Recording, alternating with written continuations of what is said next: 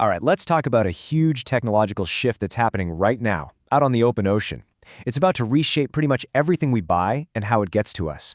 So let's cast off and see what's on the horizon. Just stop and think about that for a second.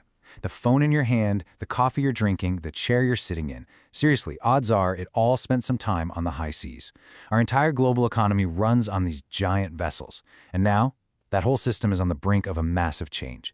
The idea of taking the human crew almost completely out of the picture. So why the big push for this now? Well, the industry is developing what they call Maritime Autonomous Surface Ships, or MAS. And one of the single biggest reasons driving this is safety. You know, study after study has shown that human error is a major cause of accidents at sea. The thinking is, hey, if we can engineer that human element out of the system, maybe we can make the oceans a whole lot safer. But when we say autonomous, you shouldn't just picture a ghost ship sailing with nobody on board. It's not an all-or-nothing kind of deal. It's actually a spectrum, a gradual handover of control from the person to the machine. So let's dive into what that actually looks like. Okay, so this slide is really key to understanding the whole thing. The International Maritime Organization, they're kind of the global rule makers for shipping. They've broken it down into 4 levels. Degree 1 is pretty simple. You still have a full crew, but automated systems are helping them out. Think of it like a really smart cruise control in your car. Then, at Degree 2, the ship can actually be controlled from land, but you've still got a crew on board, just in case, ready to take the wheel. Now, Degree 3, this is a huge leap. The crew is gone. The ship is completely remote controlled from a shore station. And that brings us to the final step, Degree 4, the true self-sailing ship. The AI is in charge. It's making its own decisions, figuring out its own course, the whole shebang. So, the goal is fewer accidents, right? But this new technology, it's not without its own set of dangers. In fact, taking away the crew and adding all this complex software, well, it introduces a whole new world of risks that the shipping industry has never really had to deal with before. And yeah, take a look at this. Human error doesn't just go away. It just moves from the ship's bridge to a programmer's cubicle. But then you get these totally new headaches. Like, how does a robot ship predict what a human-crewed fishing boat is going to do? What happens if the satellite link cuts out in a storm?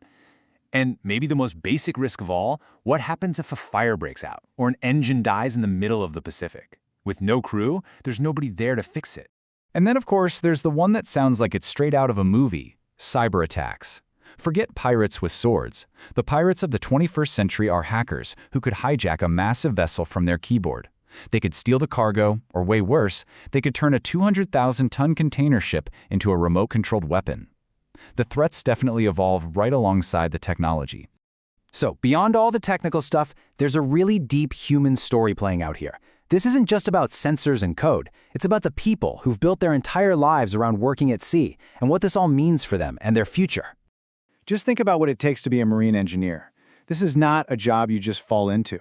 We're talking a 4-year engineering degree focusing on incredibly complex stuff. Propulsion, ship construction, you name it. These are the people who work their way up to become chief engineer, responsible for the beating mechanical heart of a vessel that's worth hundreds of millions of dollars. It is a demanding, highly expert career. And this is where the story gets really complicated. Because at the exact same moment that automation looks like it might make crews smaller, the U.S. maritime industry is actually facing a severe shortage of skilled mariners to even staff the ships they have right now.